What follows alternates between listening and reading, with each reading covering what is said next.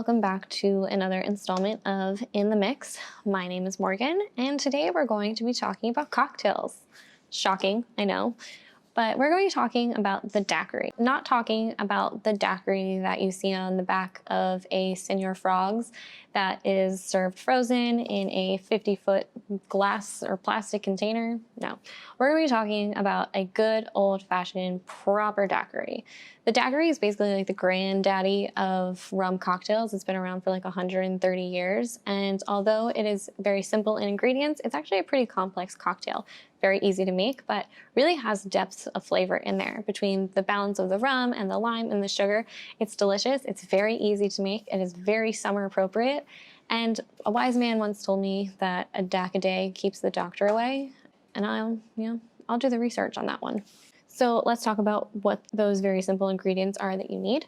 You're going to need some rum. I am using some Hamilton rum here, but you can use whatever you want.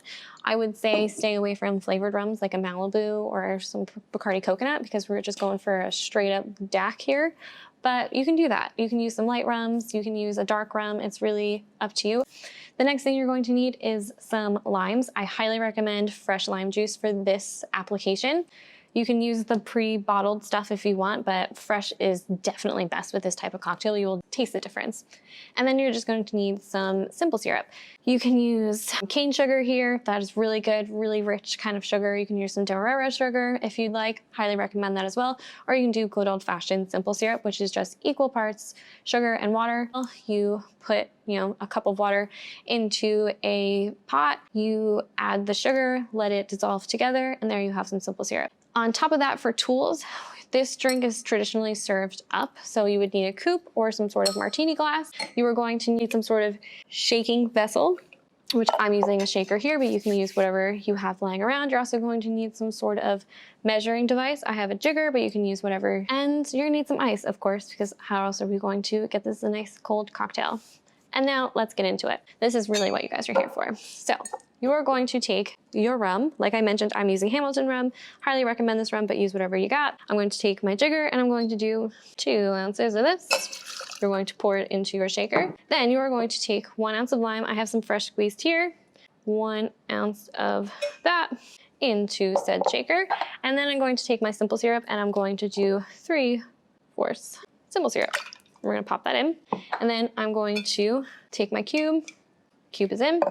And we're gonna shake this baby up. So I would shake vigorously for about 15 to 20 seconds. You want the tin to get nice and frosted because this is a cocktail that doesn't go over ice. So you just want to get this nice and cool and diluted. So shake her up.